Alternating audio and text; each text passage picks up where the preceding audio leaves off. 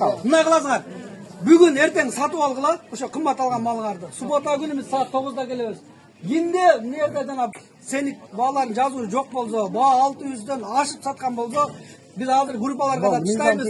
Kim esli 650'den men malın etini aldım degen bolsa, mizam çekinde özüne жазаңа алады. Hurmatlayla. Silayla.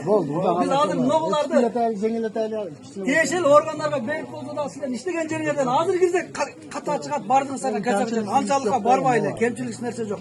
Birbirimizге мына hurmat симен иш алып турабыз. Оразода birbirimizдің көңілді ортпайлып тургандар, а? Сүйлөштүкпү Кудай кааласа? Субота күнү saat 9'ga келебиz. Бардыңарда баа илинсин, 600 сомдон ашпасын.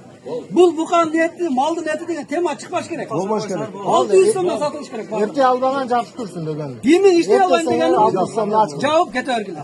650 боюнча калат. Кой 650 боюнча калат. Кой 650, жылкы 650, уй 650. Жок, жылкы 600. Ким айтты? Жылкынык 600. Bu 600. Koy ayeti 600.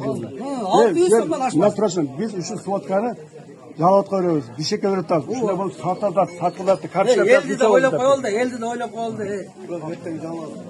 Kimin erteң namazda kim çürübey maqtab ayt degen çıkmayla koygular. Cevap koy başka iş kılıyor bile. Boldu. Kim çınasa 600 сомдон satsın. 600 сомдон bağ götürülmesin. Boldu.